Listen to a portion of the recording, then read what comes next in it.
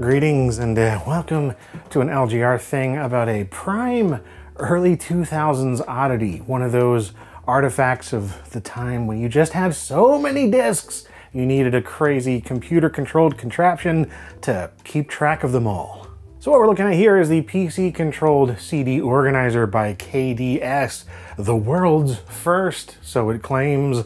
Store, search, and retrieve your discs instantly with 75 motorized trays, DVDs, audio CDs, VCDs, games, and whatever else, whatever is a disc, you can put it in there. And this right here, as you can kind of see from the sticker, was a Goodwill find, but not by me. This is from LGR viewer Flo, who found it while thrifting and offered to send it my way, which I'm very much grateful for because I had never heard of this thing. I didn't even know that this exact type of device existed. Now I've seen more advanced ones and less advanced ones, you know, lots of nifty, interesting approaches to disk storage, towers, and containers. But something with dozens of motorized trays and is software driven, relying on Windows 98 PC, that was new to me. And to be clear, this isn't quite as advanced as it may first seem, because while it does have dozens of these motorized trays, it can't actually read any of the discs from the tower itself. You have to insert the disk into the PC first, and then get like a table of contents, and it'll create a database and then store them in the tower. It will show all of this in detail once we get it set up. But yeah, all that to say that the actual tower here doesn't read things, as opposed to big beasts like this Sony Vaio product here, the VGP XL1B, which, yeah, this is a 200 disc changer.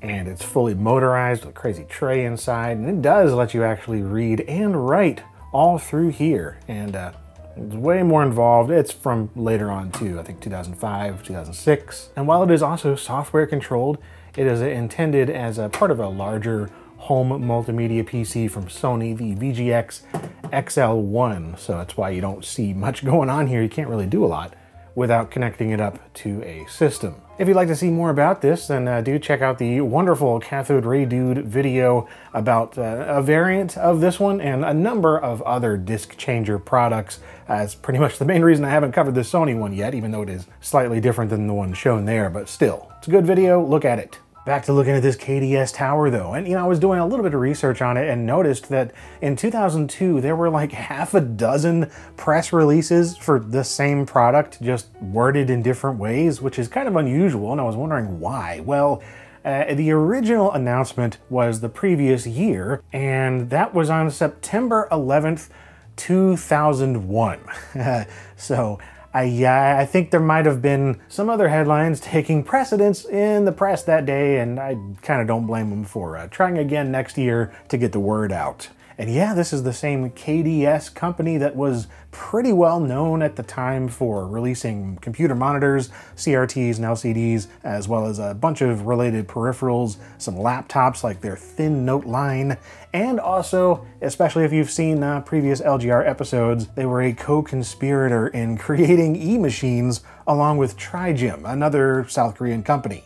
And yeah, even though there's USA in the name, KDS USA was really just the US branch of Korea Data Systems. So again, see that e-machines video I did a while back if you'd like to know a little bit more about that whole deal. But yeah, in terms of where this individual one came from, it looks like it was shipped to the Washington Park Senior High School in Racine, Wisconsin. And I can certainly see this being useful in a school, especially like a school library, considering you can connect up to 127 of these things using USB hubs, apparently. And if that's true, and there's 75 in each of them, that's 9,525 discs.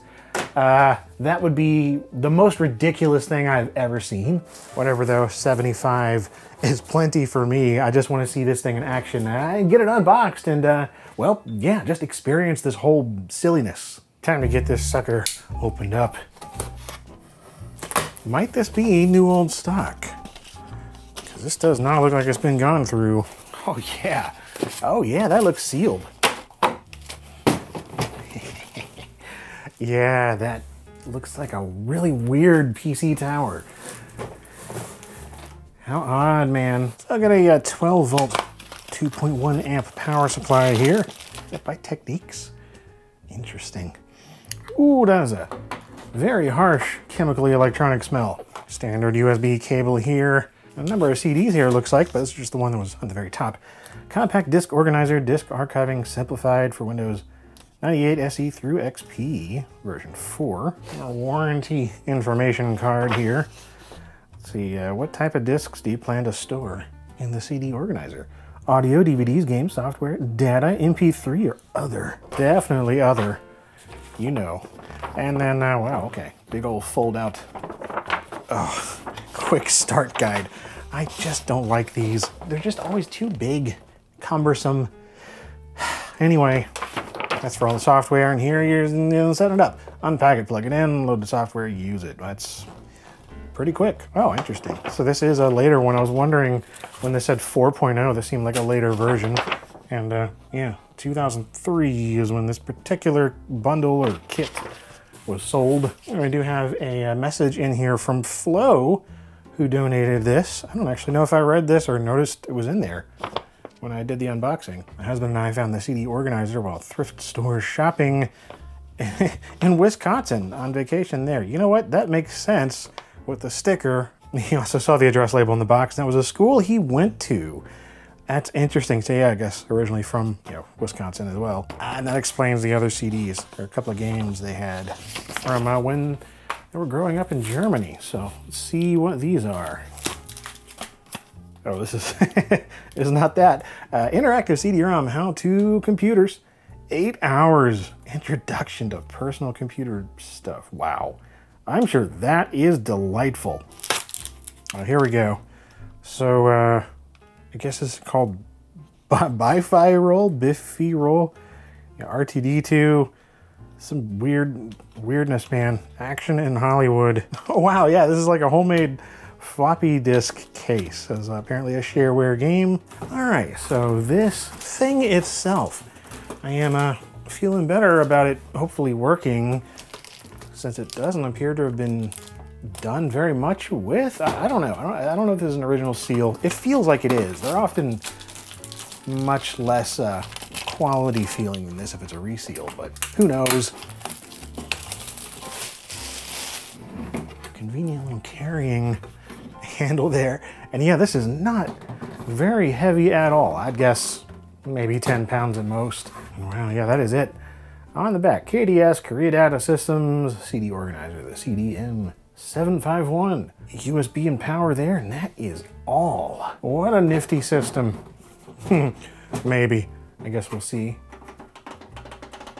Yeah, it's about what I thought those would feel like. Not great, but perfectly serviceable. I love all those individual LEDs. Oh man, definitely does not look used whatsoever. Ooh.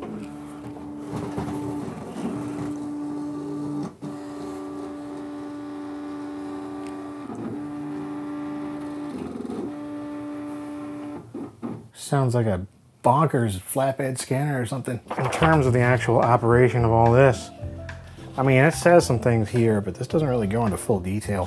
Hopefully there's an actual manual on the CD. Guess we'll find out. Just plug it into a Windows 98 PC, probably the Megaluminum Monster, and just see what happens. Yeah, I'm just... Oh, okay. I was wondering if you could just do stuff. So that's that. Okay, what did that do? Interesting. There's no display or any way to know what anything's doing here. I just pressed the number 3. And it went to like the 4th one. Does this very top one just not open? Maybe? Let's do 33. Oh, this is neat. Okay, well, let's see what happens when we get some software going.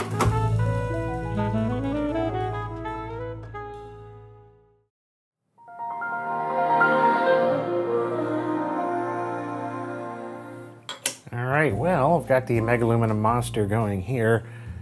with Windows Millennium Edition, because I don't actually know where my SD card for Windows 98 went. It's over there somewhere. But anyway, ME is perfectly suitable for this as well, being from 2001-ish. So yeah, we go ahead and get the CD organizer software going, and this installed very easily, very quickly, using the CD that it came with.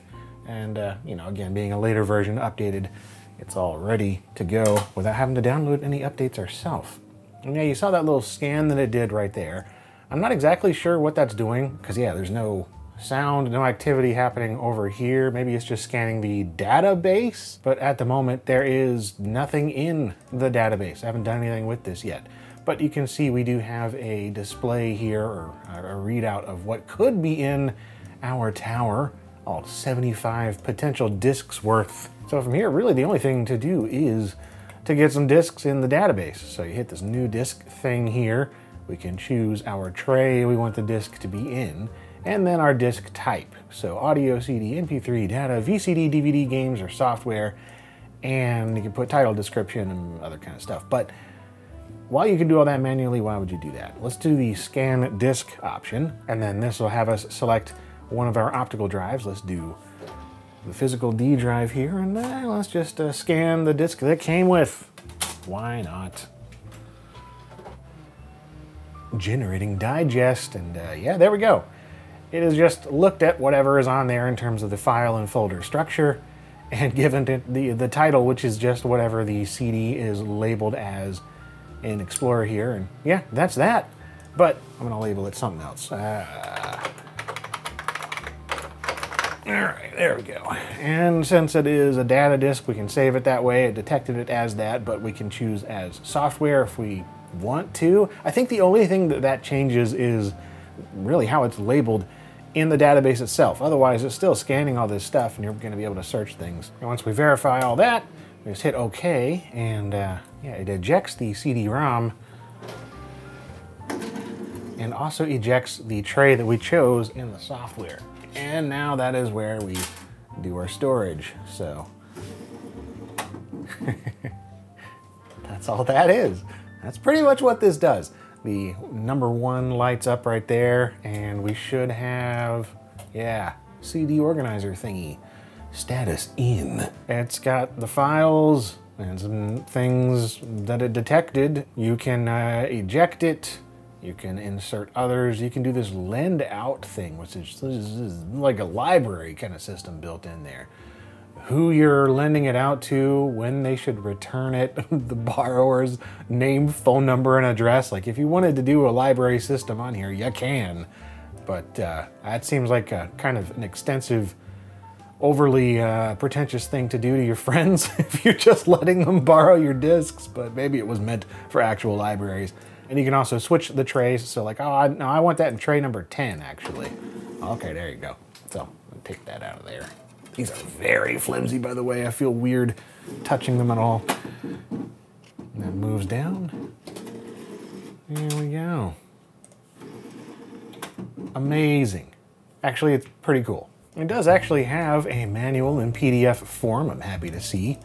It actually weighs 12.3 pounds or 5.6 kilograms, so a little more than I thought, but still kind of lightweight for its size, especially compared to a tower PC. But yeah, it's so straightforward. I haven't really found much need or found much information that I needed in here that I couldn't already figure out just by messing around with it, because yeah, it's just the most simple of databases.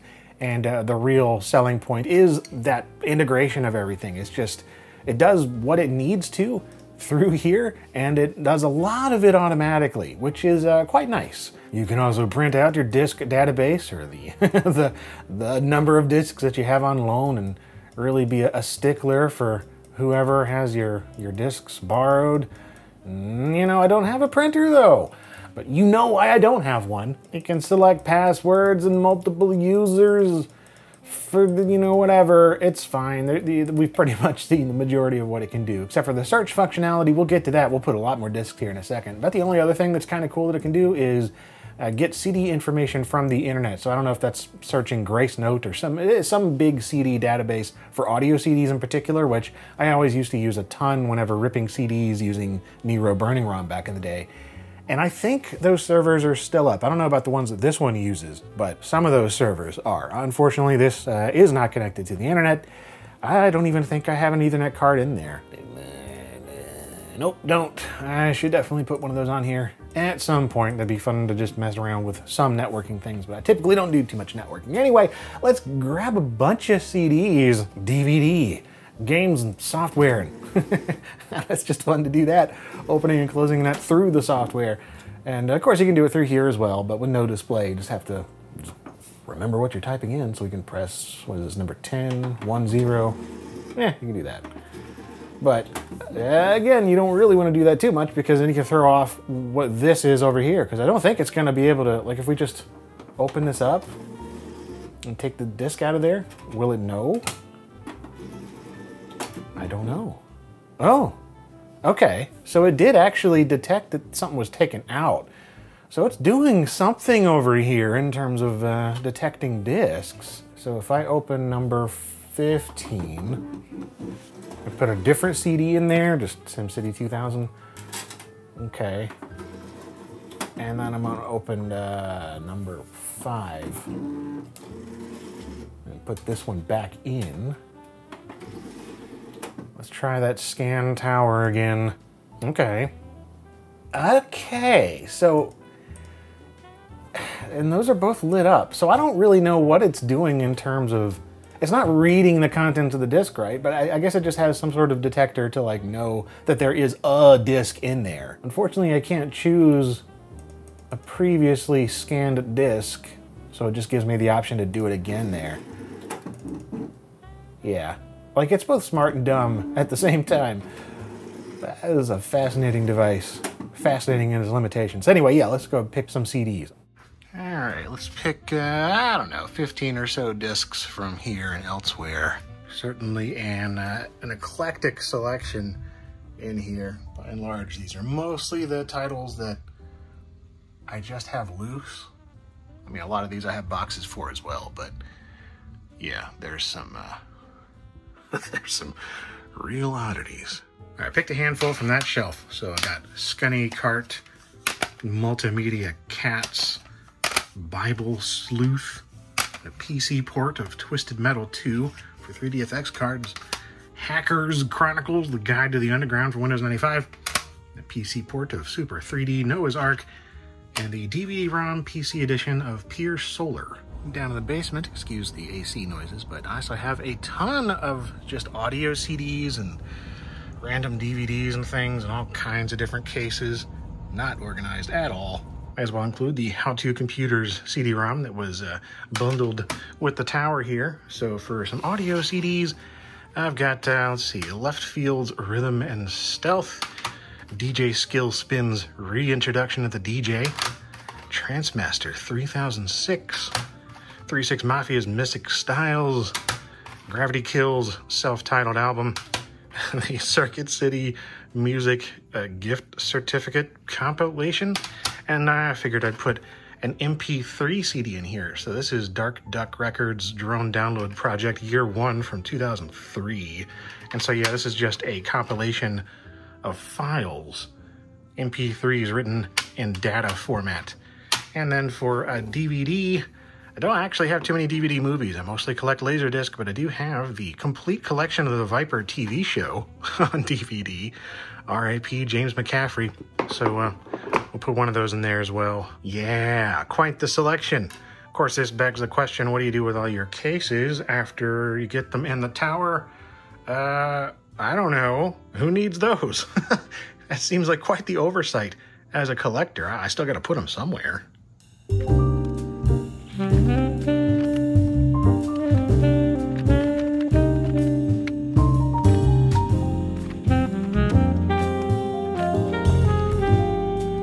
Well, that was a simultaneously monotonous and somehow satisfying process of going through and putting in every individual disc and its information, except for the audio CDs. That was a pain, but yeah, I put them in kind of a haphazard scattered order, skipping over a lot of them just because I wanted to see all the different lights light up in different ways, and instead of all clumped up at once, which is what I wanted to do. I wanted to do them in order from 1 to 75, which I guess I can understand, but I didn't want to do that. So what you get here is this overview of the entire tower by default, which shows all of the empty spots, or you can just go into all disks, and yeah, condenses everything down and has individual little icons for each type of disk, and that seems to be the entire reason that it has this disk type selector. It doesn't seem to affect anything else. So yeah, we got software disks, game disks, data disks, audio, MP3 disks, one of those, a DVD.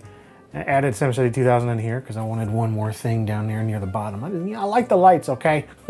And you know, it's quite nice in terms of the way that it goes through and gets the entire structure of what's on there. I mean, it's not very helpful in the case of a DVD, for instance. It's like, well, yeah, it's got DVD files. What you do?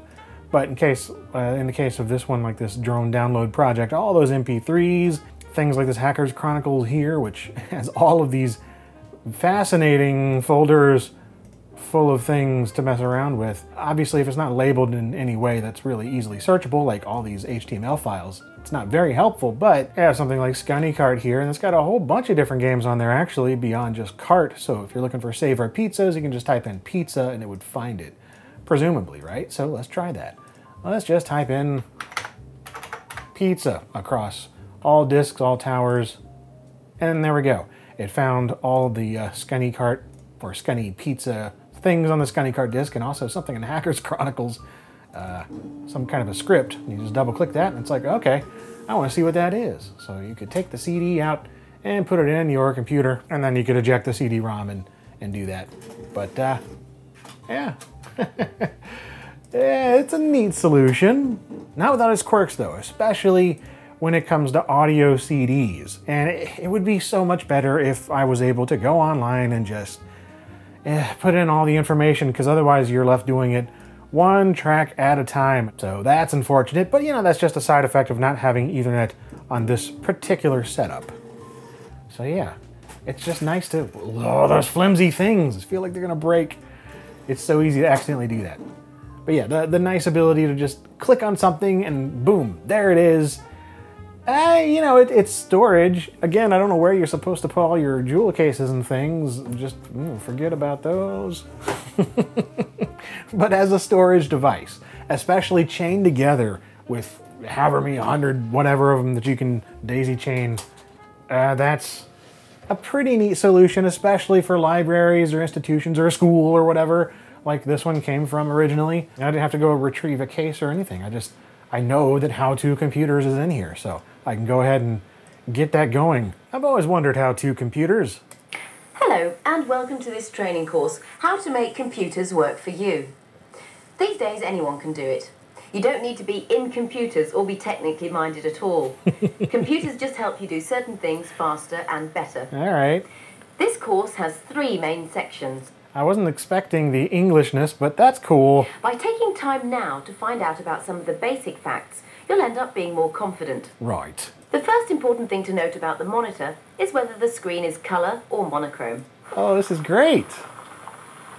We've come to the Royal Society for the Protection of Birds, the largest wildlife conservation charity in Europe, to see how computers actually help people to run their business more effectively. Well, the RSPB is a charity, of course, but hardly the Tweeds and Green Wellies Brigade. The what? It's interesting how it's putting up these still photos over here, and the FMB is that tiny little window, I guess, for, when was this made? Oh, 1993. It's older than I thought. I mean, it does say that a 386 SX is the minimum processor, Windows 3.1. Yeah, this is fascinating. I wonder if you can just, yeah, there you go. This guide will introduce you to the way a spreadsheet works and give you a feel for the sorts of tasks it can help with. Make your first selection from the menu now. Oh, DTP. Welcome to Desktop Publishing. Oh. Throughout this guide, we'll refer to this application as DTP. So, to find out how DTP can work... Not disturbing the peace. All right, well. So one more thing here. I really want to see if we can get inside and see the mechanism doing its thing. I don't know how easy it is to get into, but there's a couple of screws on the back. So if that's all it is, that would be great.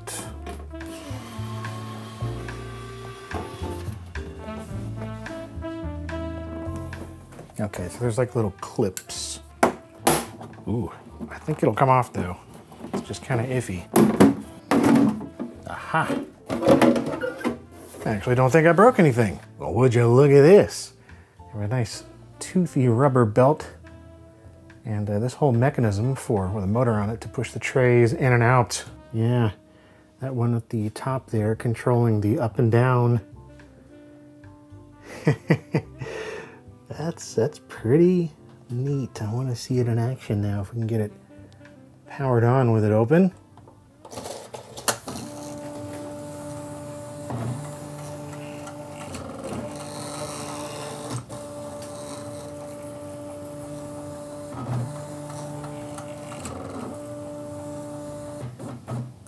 Okay, I guess that is his home position down there at number 75-ish, or maybe one below it. And yeah, I was wondering about that. It looked like the top tray and the very bottom tray were never opened, and yeah, they're not even populated with a sliding tray, but there is a slot for them.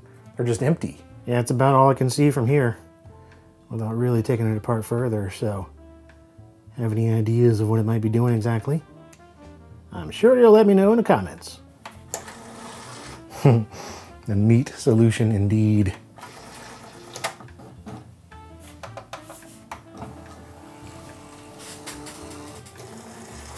Yeah. The rest is pretty much software, I suppose. Thanks again to Flo and her husband, actually, for sending this over, along with the lovely bits of software. This is just a really interesting setup I had no idea existed. Yeah, like I said earlier, it's just amusing in how not complicated it is, and yet intelligent in terms of, or you know, useful, I guess, in terms of the software. It's nice to have a database like this for somebody, I'm sure. It's nothing I would ever use myself outside of a video, but you know what?